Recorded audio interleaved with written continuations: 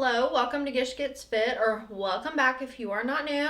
My name is Amy, and today we're going to be talking about 75 Soft, month number 1.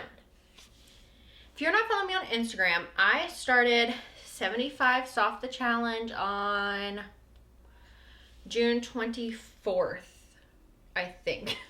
And I'm going to go ahead and talk about what 75 Soft is, for those of you who don't know. And then we're going to get into what has happened in the first month of it.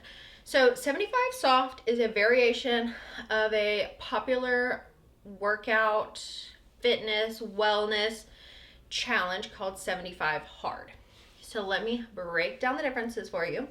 75 Hard, this is the requirements here. 75 Hard is 2 workouts a day, I believe 45 minutes each. I don't have the information pulled up. I'm going off memory here. One of them being outside, so 2 workouts a day, 1 outside. Read 10 pages of any nonfiction book. Drink a gallon of water and follow a eating plan of your choosing, very strictly, no cheat days. Okay, so that's 75 Hard. And you do this for 75 days. 75 Soft is 100 ounces of water, 10 pages of any book, and at least 1 45-minute exercise, indoor or outdoor. And then follow an eating plan of your choosing closely, but doesn't have to be perfectly. Special occasions, event, you can make an argument for, basically. Don't worry about it. So those are the 2 differences. So let's talk about how that's been going. So I've been posting every day on Instagram. If you're not following me, it's at Gish Gets Fit on Instagram. And I've been posting every single day on there very regularly in my stories, and then weekly kind of summaries and reels. I didn't film one for this past week because I'm doing this video for the whole month. So I've been doing daily updates there. So let's talk about the 45 minutes of exercise per day. Now, one thing I forgot to mention for the comparison is, and it'll be in the comparison though, 75 Hard, you get no rest days. 75 Soft, you get 1 active rest day a week. I have only used 3 of them, and today I'm completing actually my 5th week. So I have not used an active rest day for every single week, but past 3 weeks I have needed one. For me, an active rest day just means I've got some steps in. I've been moving out and about, but I haven't really done a dedicated 45 minutes of hard movement, elevated heart rate, that kind of thing. So the 45 minutes, the way I've been tracking it is with my Apple Watch in the exercise ring. I set my goal to 45 minutes, and sometimes I do the whole 45 minutes at once. Some days it's a 25 and a 20 minute. Some days it's more than 45 and broken up into 2. It's just whatever works for my schedule. My favorite way to do it is to do like 15 minutes of yoga in the morning. My son wakes up, like he wakes the sun up. The sun doesn't wake us up, he wakes up the sun. So if I'm doing yoga in the mornings, it's like 5:30, 5:45, which isn't early for some people, but it's early for me. In the beginning, I was actually doing my whole 45-minute walk on a walking pad at 5:30 in the morning, and that was just not sustainable for me. That was just not fitting my lifestyle. I might do that again someday, but right now I'm enjoying 10-15-minute yoga in the morning, and then in the evening we're doing a family walk, 30 to 35 minutes. So I've really been enjoying doing it that way. And I feel like that helps me not feel overwhelmed, because 45 minutes to me is a lot of activity. Like I said, coming from somebody who was actively exercising every day like 3 years ago in 2021. And it's been like 3 years since I was really active every day. So to make it doable for me and a habit to form, I've been breaking them up like that. And that works for me. Like I said, there are days where I do the whole 45 minutes at once, but that feels less realistic for me than breaking it into 2 chunks. And I feel like that's totally fine. It is my health and wellness challenge, so I can do it however I want, really. You know what I mean? So that's what I've been finding works for me. Again, using the exercise ring to track that. And it doesn't just track exercise. If you press the workout button, you have to have your heart rate elevated for it to count it. And some days throughout the day, I do activities that raise my heart rate, like playing with my son and stuff, you know, running around the house, playing with him. We like to do like little dance parties in the middle of the day, and I actually use those as my workout sometimes. I'll put on some music on the, you know, either on the TV, like music videos, or music on the speaker, and we'll just dance and exercise, and it's really fun. And he likes to be held a lot, so a lot of those exercises I do holding 20 pounds. Oh goodness. So I like to use that time to exercise too, and to also interact with him. So sometimes throughout the day I get those exercise points, we'll call it, as well. But we really enjoy our family walks in the evening, and me and my husband play Pokemon Go. It's the only video game thing. That's the only game I play really is Pokemon Go, and so we like to create a party on there. And if you want to be friends on Pokemon, my username is GishGetsFit on Pokemon, and we do a walk and a route, and we play Pokemon. And Buddy gets in his little tricycle thing, and we push him and take the dog sometimes, and it's just a whole thing. So we try to do those every day, but the length of them can vary depending upon how that day has went, to be honest. And then some days I end up doing all 45 minutes as like a slow flow yoga at the end of the day. The other day I didn't get started on my workout until like 9 something at night, and I really did not want to do it, but I pushed through. Something I've had to tell myself a lot during this month process, and I don't think this is a quote, but I'm going to make it into a quote. So we'll insert inspirational quote here that I have made. Habits aren't formed on the easy days. When it's easy to do something, it's not really solidifying that habit, in my opinion. It's those days where you really don't want to do it and you do it anyway, that habit is really like glued in, nailed in, solidified. It's stuck, and I feel like that's where I'm at now, because there are days that I just do not want to do it. I know I'll feel better after doing it, but that's where I really feel like I have solidified this habit. It has been, I think I'm filming this on day like 33, 34, I can't remember.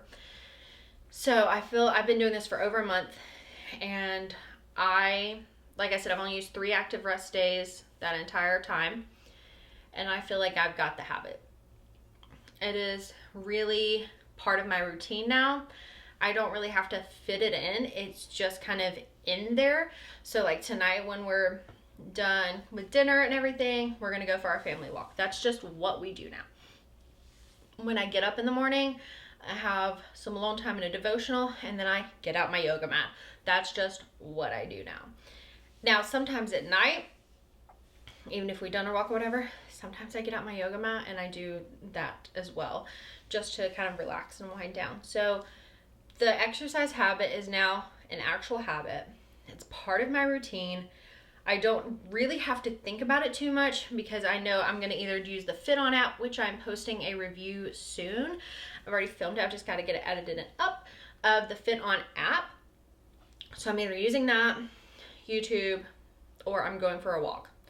Those are kind of the 3 things that I'm sticking to. And I have a walking pad that I have used a bit, but if I can get outside, I'm just going to prefer to do that. That is the activity portion. The water part, I'll be honest, I don't really track how much I drink.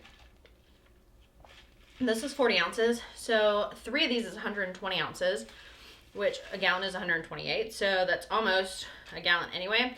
But I use a lot of ice, but I do refill this many times a day.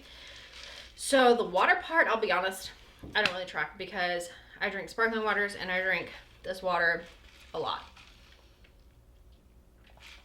I try to finish at least 1 before lunch, 1 after lunch, and then 1, around our walk / bedtime. So that's my 100 ounces. I don't have an issue drinking water. If you're coming into this with an issue drinking water, you might want to set a reminder, a timer. You can get one of those water bottles that has like the times on the side for you. But I do not have a water drinking problem ever. I've had kidney stones and UTIs, and no. I will drink the water. So that's one thing I haven't had an issue with. The eating well, I have marked off every single day that I've done 75 soft. The eating well portion, I might be fibbing a little bit on some days. I'm not even gonna lie. I'm eating better than I was before for sure, and I'm eating out a lot less. Before, we would just grab something quick so often, and now we're not doing that. I've been cooking really simple but delicious meals at home. And into the eating well, I feel like I'm having some hormone imbalance issues. And I had a baby 14 months ago, and they say it can take up to 2 years for your body to kind of forget you had the baby and reset. And I have PCOS anyway, and so I feel like I'm having some issues with that. So I've been trying to focus a lot of my meals to be PCOS friendly, and just eating what's going to make me feel my best. And also I've been focusing a lot more on protein and just good lean sources of protein. So I'm not vegan anymore, and I don't eat pork or beef. For the clean eating, I've tried to switch up some grains a lot. So instead of a regular risotto the other night, I made one with pearled barley, which I saw Gaz Oakley here. He's a vegan YouTuber. His videos are beautiful, by the way, if you don't follow him. I'll put a link to his channel in the description box. But he lives in Wales, and he did this pearled barley, this pearled barley risotto, and so I made a version of it, and it was so good. I didn't follow his recipe because I don't typically do that, follow recipes, but it was really delicious, and that was so much, gosh, foods aren't good or bad, but that was a more nutritionally dense choice than the white arborio rice that you would use for risotto. That's how I like to look at it. So that's what I've been trying to do, is make more nutritionally beneficial choices. I'm still eating some breads. My sourdough, I don't buy bread anymore. I don't have to. So I make all the breads that we eat. Any sweets that we eat, I make as well, except for an ice cream. I don't make that right now. So yeah, I've pretty much cut out, I would say I've cut out almost all processed foods in terms of like quick fixes. So snacking, all that kind of stuff, I make everything now. And I mean, eventually I would like to completely make all of my own food, but that's not realistic for my stage of life right now and where we live, and we just don't have those resources. So I'm doing my best with that, but I have cut out eating processed snacks and buying junk. That is the food, the water, the workouts, the books. I actually was reading a nonfiction book. I've read 1.5 nonfiction books the whole time. I'm reading a fiction book right now.